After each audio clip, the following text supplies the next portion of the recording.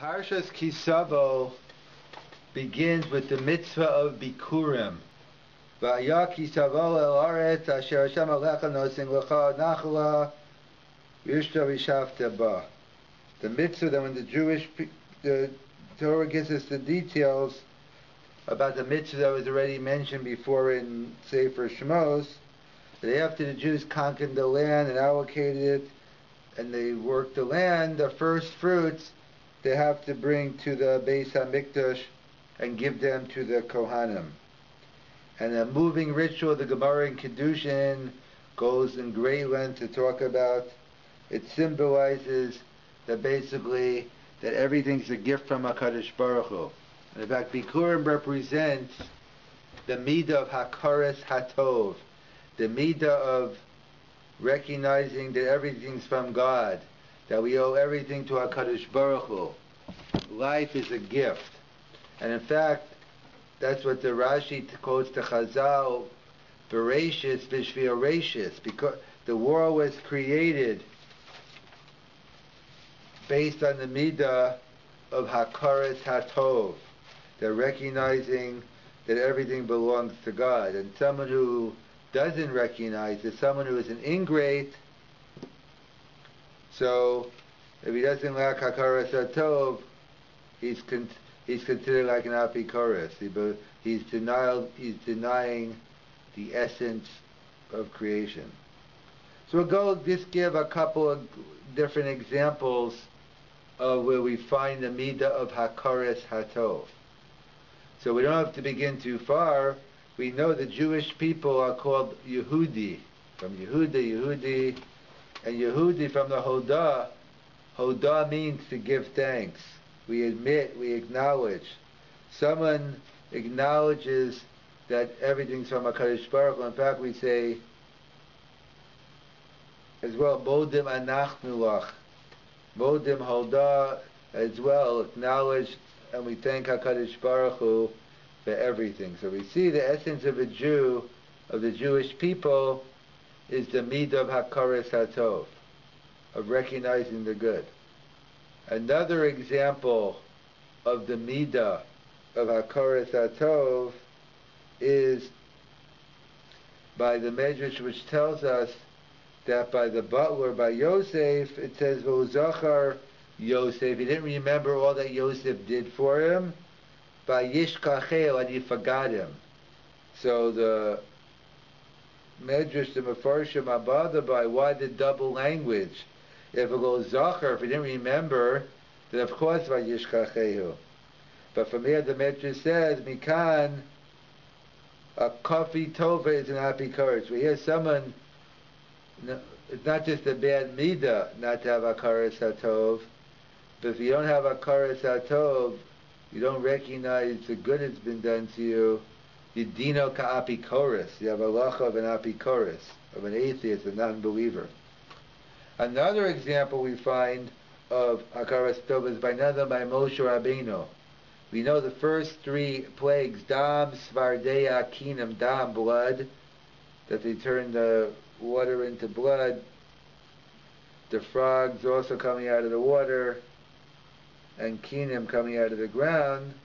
Moshe Rabbeinu did not want to bring these three makas on the Egyptians because the water saved him when he was thrown into the water in the basket, and also the frogs came from the water, and also the earth, and he was able to, the earth he used to bury the Ish Mitzri when he buried the person. So therefore, if the earth that saved him, he didn't want to bring a makkah. He didn't want to give the makkah. He didn't want to bring the makkah of Kinam. So we see that the midah of Hakaras Hatov even applies to inanimate objects. In fact, we do this every Friday night. Every Friday night, we have a mitzvah of Kiddush. And the custom is, when we make the Kiddush, we cover up the challah. Why are we covering up the challah when we make the Kiddush? So there are different reasons. One is Zeichel Aman, the corresponding to the way the man fell, that it was covered on top and bottom, so we cover it. However, the famous answer given is because not to embarrass the challah. What do you mean not to embarrass it? What does it mean first, before we get a Musa Haskell from it? What does it mean not to embarrass the challah? So,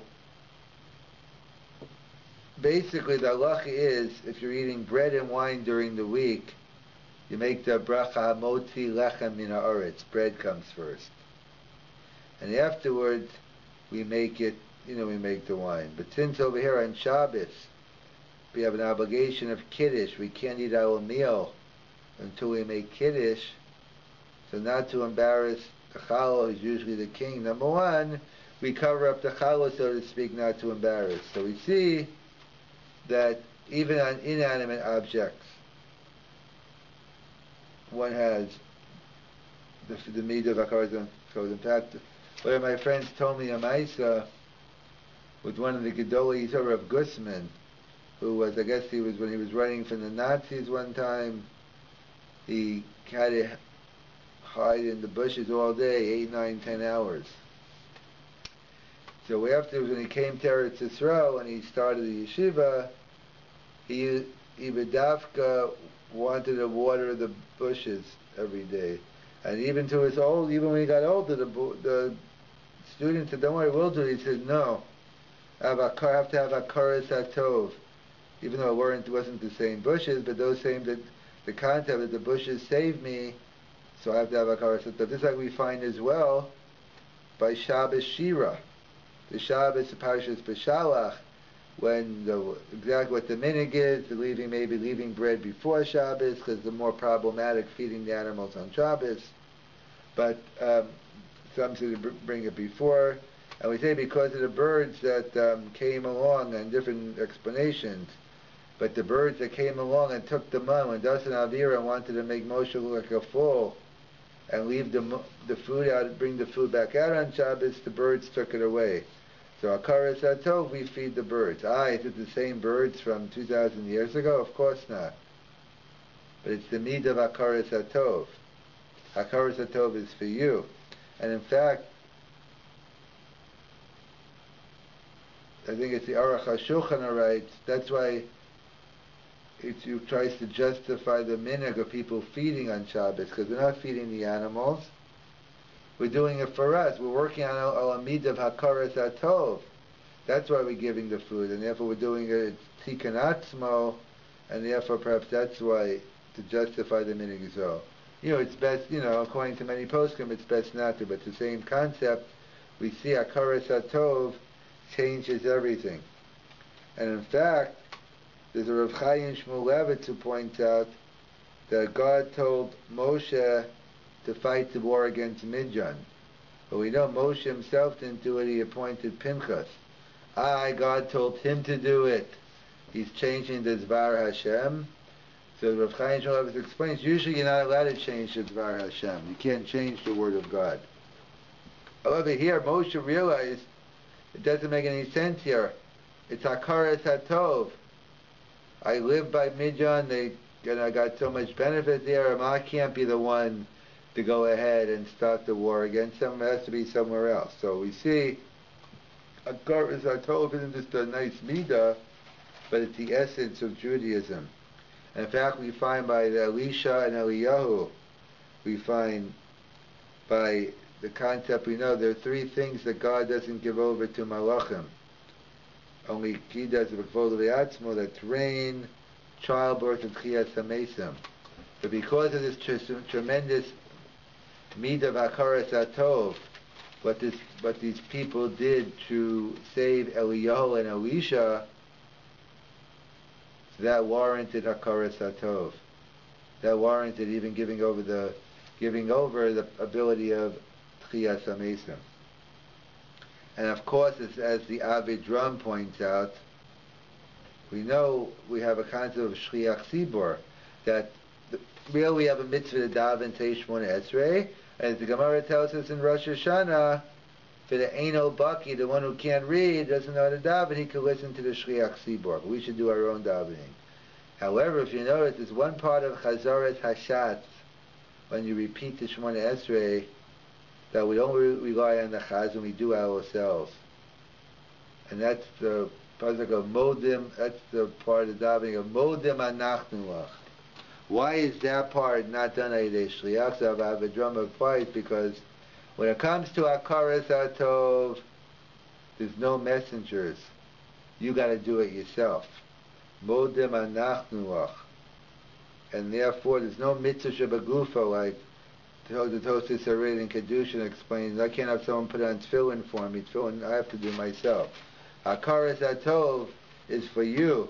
Is to work on yourself, to become a better person, to recognize everything's from God. So therefore, we can't have anyone else doing hakaras hatov for us. We say modem anachnu lach by ourselves, and that's why there's the famous medrash with the Yaakov, with Yosef. That Yosef was the wife of Potiphar, tried to seduce Yosef, and the medrash says that the pasuk says he refused, and the medrash says what happened was he saw the mus Yaakov. He saw the image of his father, and it's a picture of Yaakov, and he stopped doing it. The pasuk says he didn't do it because how could he do it? This person's husband saved me, did everything for me. I'm going to go and have an affair with his wife? How could I do it? So the kasha is, which one is it? Is it because he couldn't do it because of how much he owed to the master's the wife, to the husband, or because he saw the mus yukno shel Yaakov? And the answer is it's hainu hach. It's the same thing. Yaakov represents the midah of hakaras hatov, and therefore that's why Vasu Hamsukkah, Yaakov is the first one. He realized my animals are doing me benefit. I better build them huts. They used to be there out in the okay corral, not safe from the elements. But Yaakov introduced that I'm making my living off them. I should they should be kept appropriately, and therefore he says. Therefore Yaakov says. So Yaakov represents the midah of hakaras hatov, and therefore that's what the medrash. So he saw Yaakov and he realized, how could I do it? And as well, we know the famous Meiser with Rav Henkin in Europe.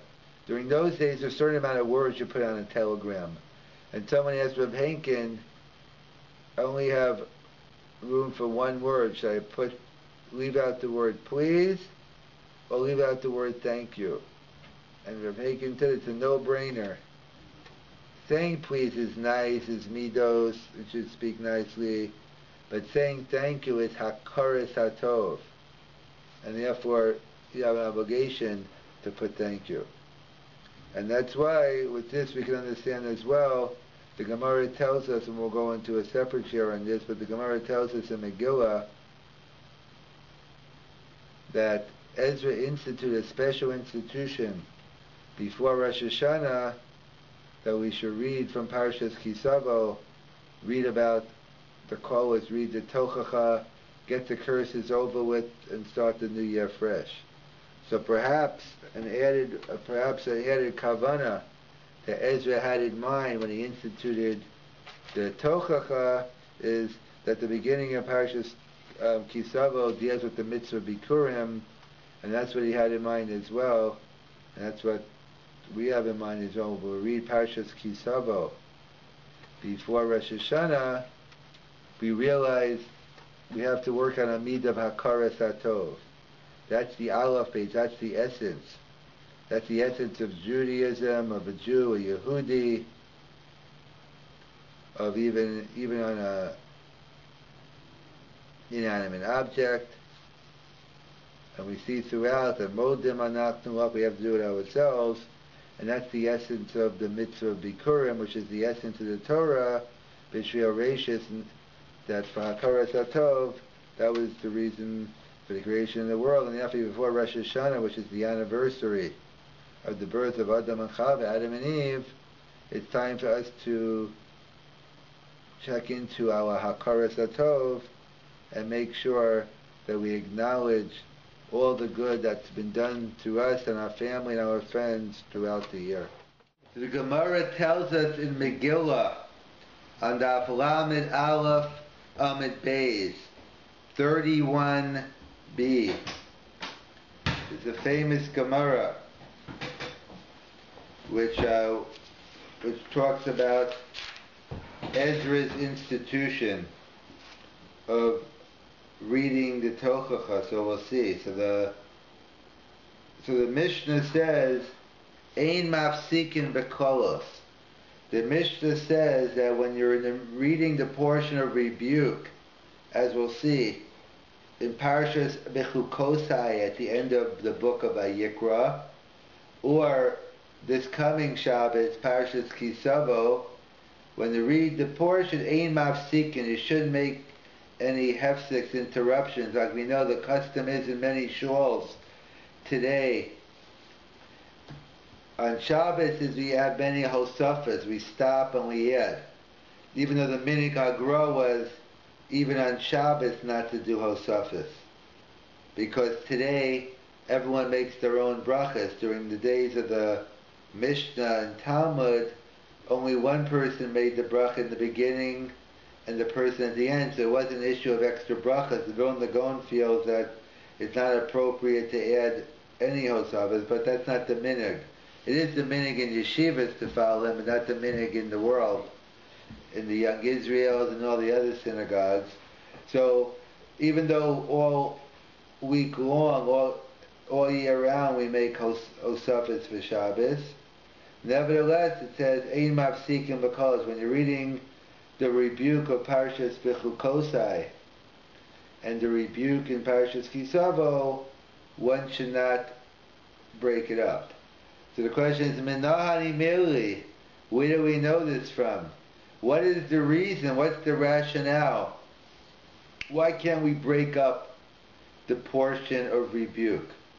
So the Gemara is going to cite two different opinions. One opinion is, Amar Rabbi Chia Bar Gamda Amar Rabami Da Amakra Musar Hashem Mini Altimas. That basically when God's in the middle of giving you rebuke, it's inappropriate to press the pause button.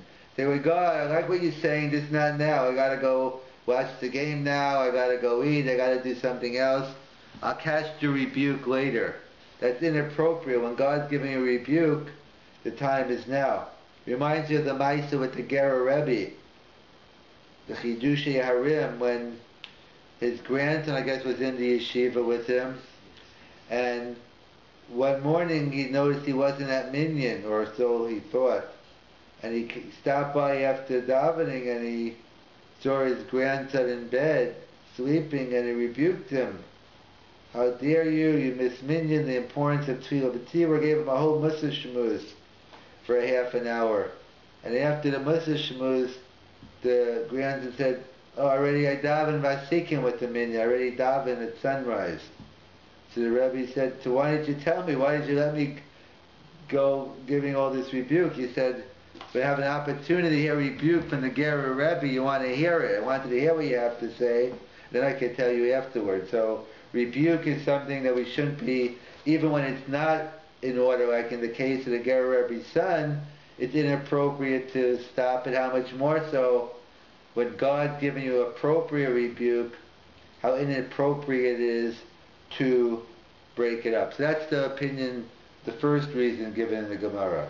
The second opinion is from Reish Lakish. Reish Lakish, one of the famous rabbis in the Talmud, Levishe'ein omrim bracha al haprunios. Because what's going to happen if we break up the tochacha, if we give a hefsek, so the person who's up there is going to finish, he'll conclude his blessing, and then you're going to call up a new person, so we'll be adding blessings to the portion of rebuke and punishment. And we have a principle, not that punishment or rebuke necessarily is bad, but we have a general rule that aim mevorchen al aprunias. We don't try to associate a bracha together with something which could have, negative connotations or things that could be used. Not all rebuke is bad, not all punishment is bad, but let's say to the person getting it is usually bad. even though it might be deserving or not.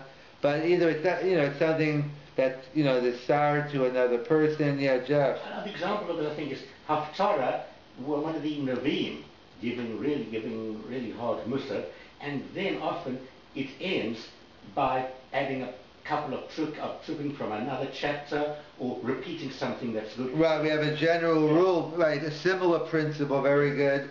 Not only don't we make a bracha, but even we don't like ending on a bad note. Yes. That's where it comes from. You don't want to add on a bad note, but we put in something at the end to make it, more of a... End on a positive note. Right, a more happy ending, more to buffer, right. So, other examples we find of not making a bracha a la prunios or similar a la davara, the commentators point out other examples.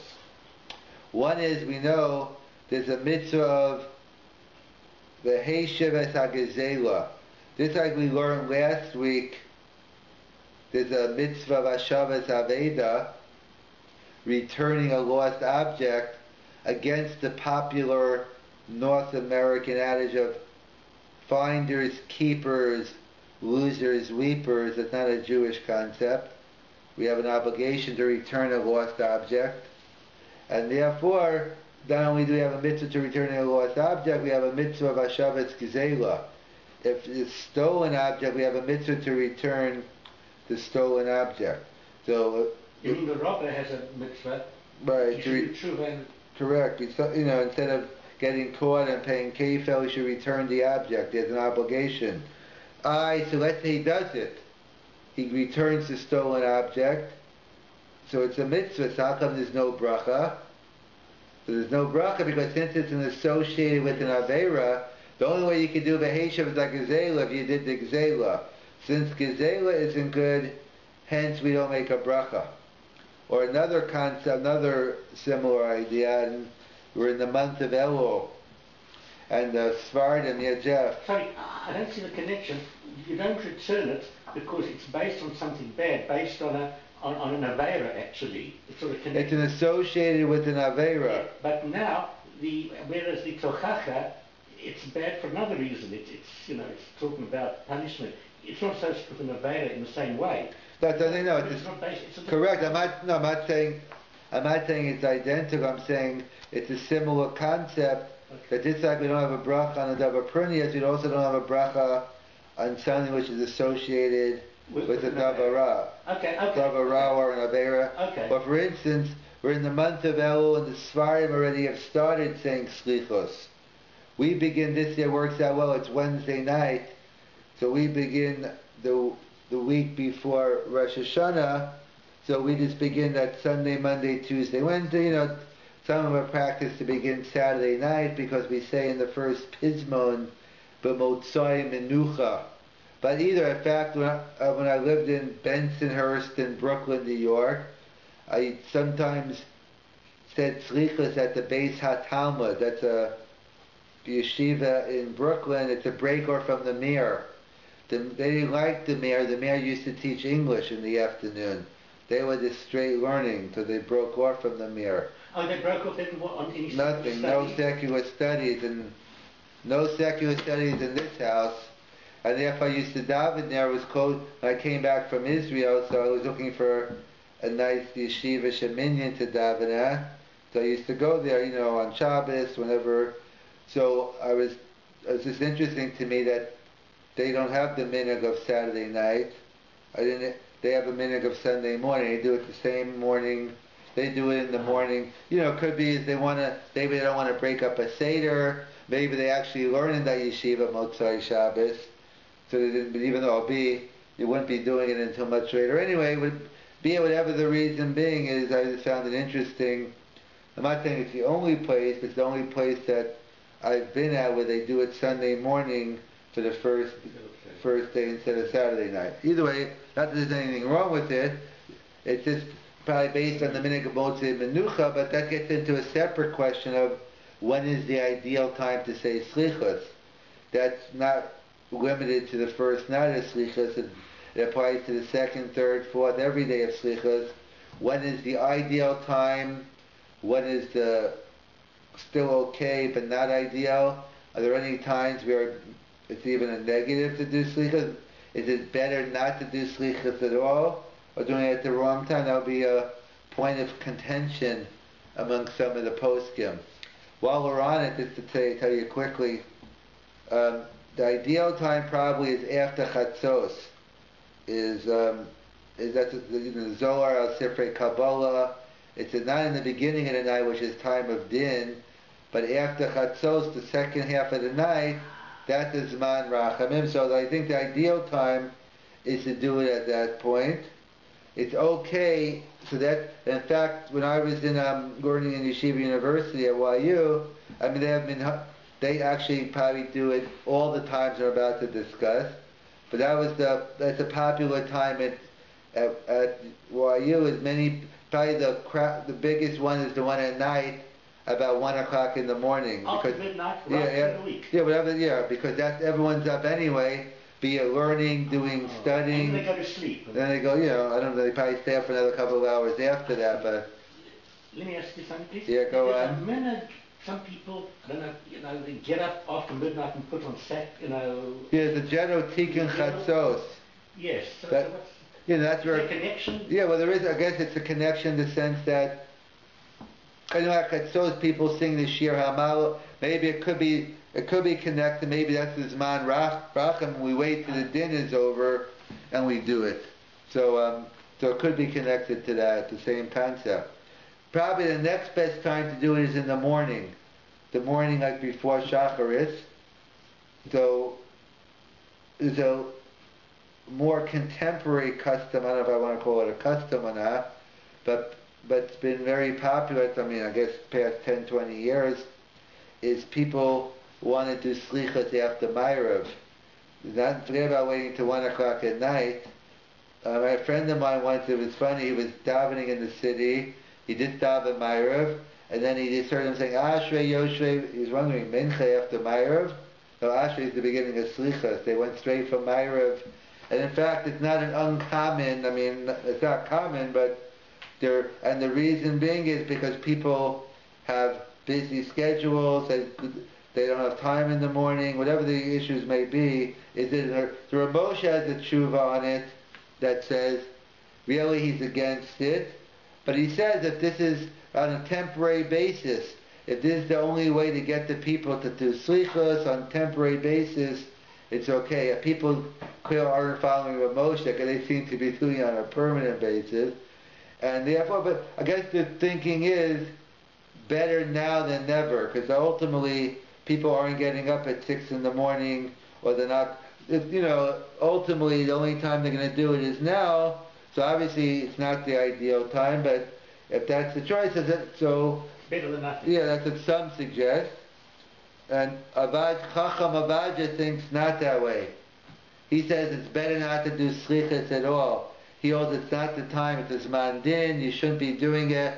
So most assume it's a neutral, since the Gemara doesn't really talk about the exact time for slichas, it's something in Kabbalah. So basically you have ideal times, but any time really works, but Chacham Avaja says no, he brings different sources.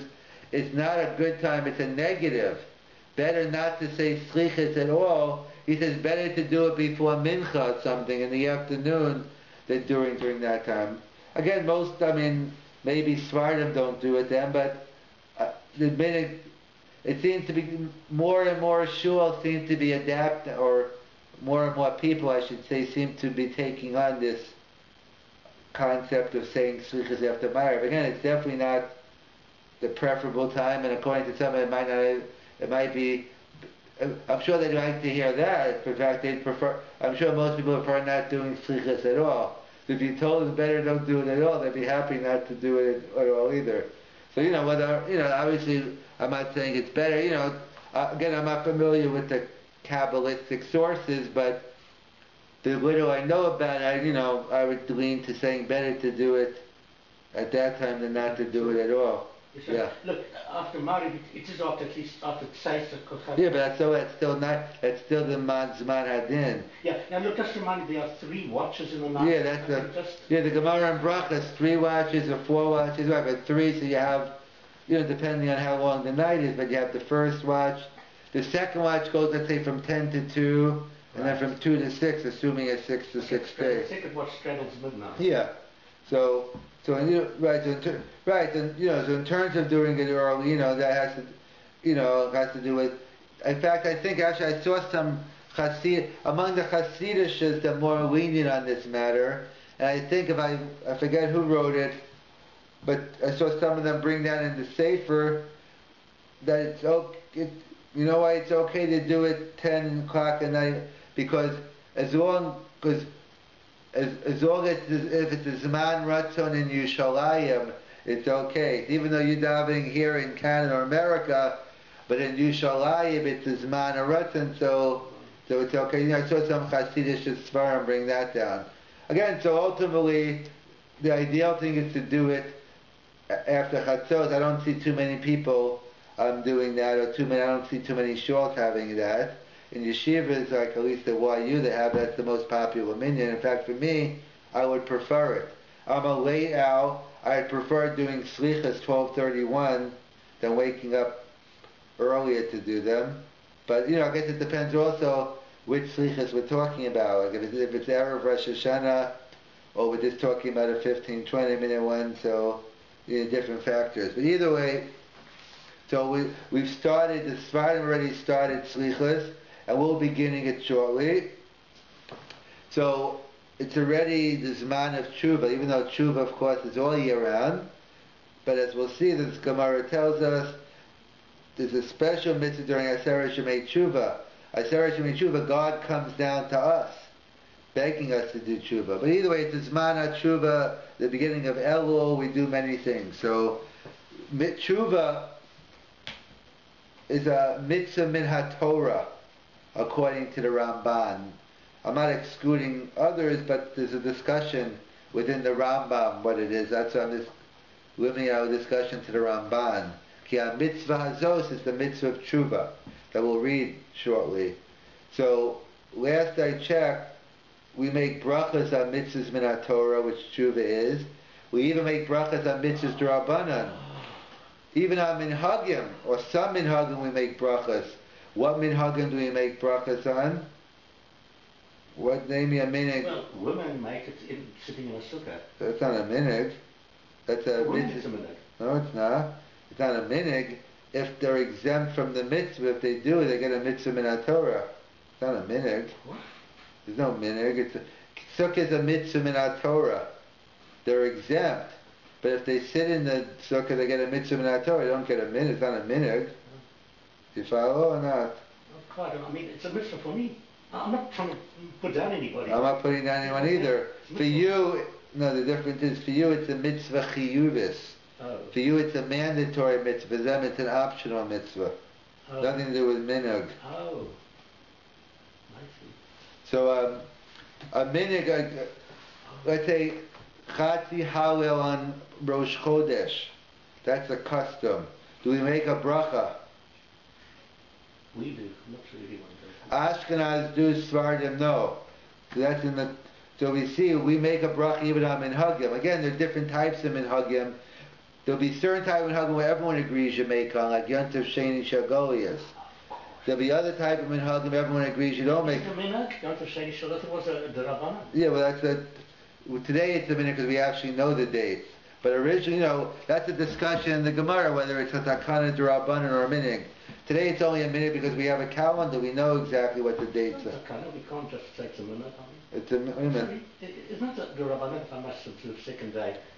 I said it's a discussion in the Gemara whether Yontif Sheni is a takana d'Rabbanan or it's a minhag avos seinu b'yadechem. Oh. That's what I'm saying. Oh. And today many assume it's only a minute because we have the calendar. We know what date it is. So we're just doing it to keep the minhag, but strictly speaking, we know exactly which days belong to where.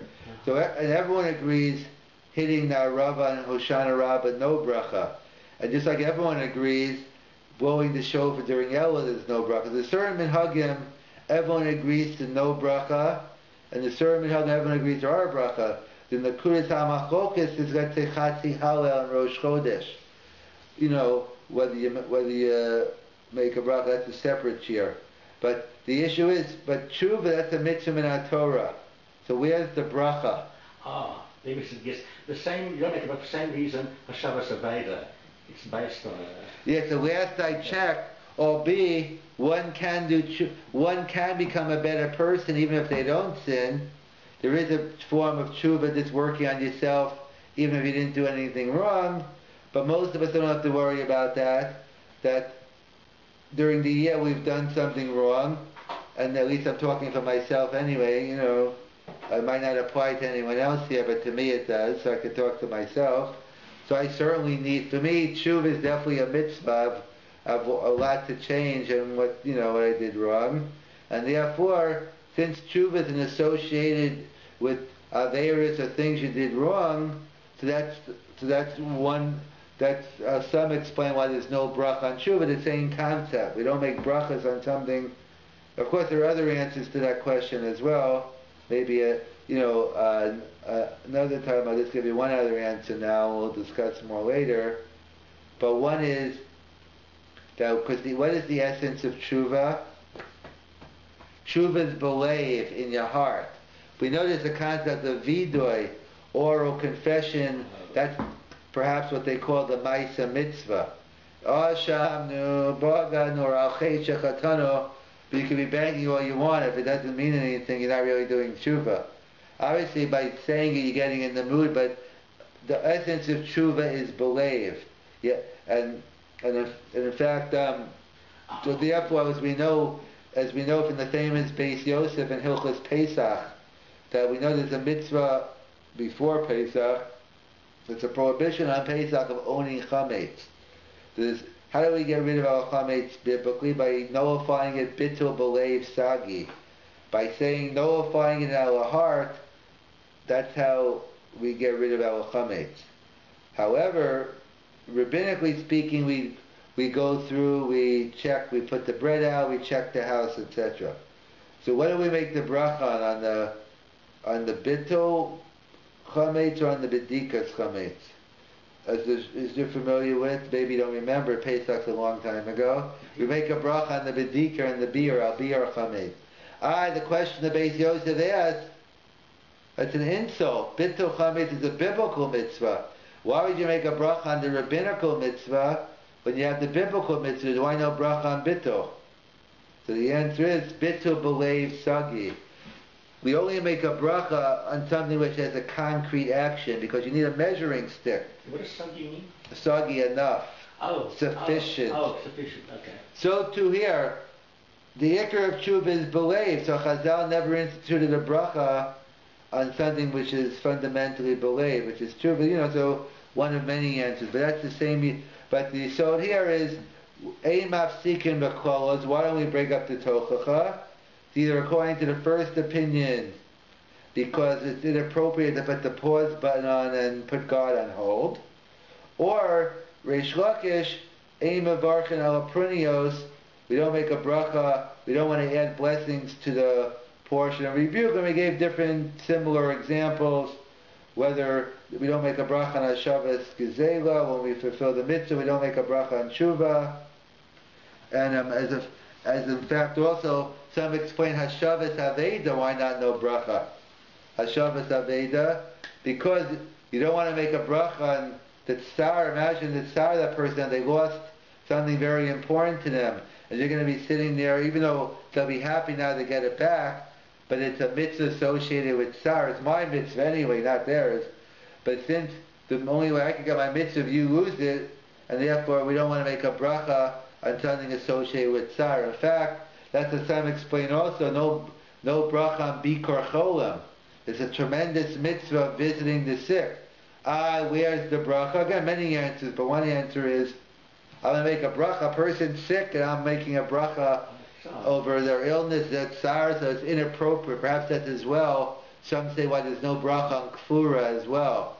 But even though not death isn't necessarily a bad thing, in fact, in Shlomo HaMelech said, better is the day of death than the day of birth, but that's a separate discussion. Nevertheless, it's not something usually associated with simcha, burial and kfura, usually most people, even Moshe Rabbeinu wanted to live longer. It's a human, in maybe other religions glorify death, but in Judaism we glorify life, and every moment, every second counts.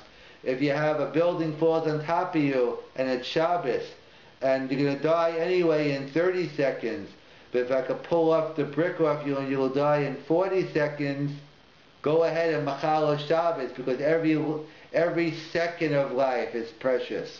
Whether you can do tshuva, whatever, this life in itself is precious, and therefore, kfura we don't want to make a bracha on as well. And as Jeff pointed out, and that's why we don't want to end on a bad note, therefore we always try to add something at the end. And in fact, it's similar, the minhag today, when we call up someone to read the Tochacha, like, usually the minhag is you usually give the Baal Koreh, because others look, oh yeah, they're calling me up, they're giving me the Tochacha. In fact, so therefore you don't want to give it to someone else, so the Baal Koreh takes it. Or, as some have a minhag to read the Tochacha softly. I guess, you don't want to put it in the face, but as the Chafetz Chaim pointed out, that you should be reading louder than normal so people can actually hear it. Not that they actually know what you're reading anyway, because it's in Hebrew, and no one's usually listening to the Baal Koreh anyway. They're too busy talking in the back, so you probably have a hard time hearing. Maybe you should try to out-talk the talkers on the Tochacha. But either way, or actually maybe they're in the Kiddush Club by then, I'm not sure. Yeah, go on. He talks softly, sort of reverse concept. He talks softly, people strain to listen.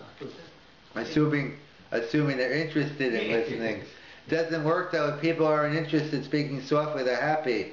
Because when you speak loudly, you're interrupting what they're doing. They don't like that. I know, I had a lot of kids who, had a lot of, teachers who felt I was interrupting them when I was having my conversation in class. I thought they were interrupting me, but I don't know, but I guess it's different perspectives in terms of that. So therefore, what do you do? So the minhag is that before, you try to start before the Tochacha, and you go a little after, so therefore the person's not getting, just, so you have the different, different minhagim like that. And they point out as well, and then the Gemara continues, Amar Abaye, the Gemara makes a qualification. We'll have to probably go into more detail another time, but the Gemara makes a distinction. This is only true by Parshas V'chukosai. That's when you can't break up the Tochacha. But regarding Parshas KiTavo, that you can. What's the difference? So again, this needs more elaboration, but what the word's saying is that since the first Bechukosai is directly from God, Shchina Midaberes Mito Grono Shel Moshe, but Sefer Devarim, as we gave a share on it, but Sefer Devarim is more, it's the Torah Sheba'al Peh, Torah Sheba'al Moshe Rabbeinu is giving it, so it's not as severe, so therefore it's okay if we put Moshe on hold. Or I should say, or it's not as bad anyway. But so therefore, either that we'll have to go into that. But that's the conclusion. Our meaning is we're not mafsikim b'kolos on either Tochacha. And just to conclude, there's an interesting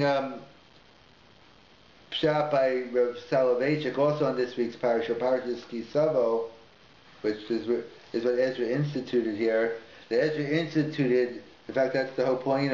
We get to Ezra instituted to read the portion of rebuke before Rosh Hashanah, that we should end the year, get the curses over with, and begin the new year with blessings. What? No, yeah. So Rav Selevan explains on Vidoy Maisa, we read in this week's parsha that one part of the oral confessions that achalti, but only when someone's bringing the different things. So he says achalti, I didn't do. He goes through what he did and didn't do. So it says. So the question is, normally we assume vidoy, al chet, asham nu, bagadu, and he's saying vidoy maisa. He's saying Rashi right. He's saying everything he did right. He made the bracha. He did that. So your salvation, yes. Usually vidoy is usually in a sense of negative, and we're doing tshuva on it. Here, it seems to be talking about a positive. So Rav Selevan explains probably one of the most important foundations in tshuva. I wouldn't even call it a prerequisite. It's like some of the commentators don't count the first commandment of the Aseret HaDibros as one of the commandments. They say belief in God is a prerequisite for the other. If you don't believe in God, everything else is irrelevant. So therefore they say they don't even count the first of the Dibros as actually one of the commandments. That's a separate discussion. The same thing here. There are different types of tshuva. But the first step of tshuva is, let's say a person goes into depression mode, they're sad, what does the person feel? Depressed, like, oh, I can't do it, I'm worthless, I can't do anything right, everything I do is wrong, this goes wrong. That's a normal part of getting down on oneself, getting depressed, etc. So a person who just always gets down on themselves says, well, I'm a failure in life, I can't do this, I can't. So the first yesod of tshuva is you have to believe you're capable of doing better. If you just go and say, I'm a failure, I'm a loser, I'm this, that's not tshuva. You need a psychiatrist, you have to go to your therapist, maybe they can help you. But in fact, we get free therapy every day. Psuke de Zimra, we daven, we try to appreciate life. That's what one of the things that davening is all about. The first yesod of tshuva is you got to realize I can do better. If you don't think you can do better, then like it's just more lip service. Vidoy ma'isa, that is tshuva. God, I'm able. I did the mitzvahs. I did this bracha. The first step to tshuva is knowing the ability that I can change. And people say I can't. What does I can't mean? I can't mean I'm a failure. I can't do the right thing. Maybe a person should say, a lot of people confuse want and can't all the time anyway. It's a separate issue. When you say you don't want to do something, when people say you can't do something, I don't mean I can't fly off the roof. That's okay that you can't do. But you can't do something that in theory you should be able to do. Or, for something might be easier, or something might be harder, or at least something that could be worked on, etc. But I can't means I'm a failure. That's not tshuva, I can't. I can't means that's it, you've given up. Go to your therapist. Tshuva means I recognize God gave me the ability, I can do better. It doesn't mean that I'm going to become perfect. You won't be perfect, and you can continue to make the same mistakes and do the same sins. But it's not a contradiction. Right now you feel you can do it. You have moments of weakness, and we all succumb to them as well. In fact, that's the parsha of Yefas Toar. We read in Parshas Kisetse that during the time of war, so I'm not going into all the details, the Torah gets a special dispensation for soldiers during wartime. During wartime, it's hard to keep morality in general and sexual mores especially, because that was always the practice. People went in, they raped the women, etc. So here the Torah they're not encouraging it, they prefer you don't do it. But if you're going to take the woman, these are the ways. You have to wait 30 days, you have to do X, Y, and Z. Of course, the psychology is, once she becomes mutter, you're not going to want to do it anymore. And the time you wait 30 days, and it's not in the term, that's a whole discussion. But the yesod is that God realized it's asking too much for a soldier during the heat of the war to totally not to do it at all. So what does the Bali Musa point out? Yefas Toar is the exception to the rule. God knows us, but any other mitzvah, God is telling us we are able to do. You're right, this one is pushing the limits. Okay, maybe yes, maybe no. But other ones, apparently, whether we believe in ourselves or not, it shows we are capable of doing. That's what tshuva is all about. That's what vidoy. It's not just vidoy al chet. That's not tshuva. That's just going into depression mode. Tshuva, the essence of tshuva, before you get into the details, recognizing you did something wrong, how you do tshuva, you got to believe in yourself. You got to believe you have the ability to do better. Once you believe in yourself, then we can talk about, that's a prerequisite for tshuva, then we can begin to talk about tshuva. Without that, there is no discussion on the matter.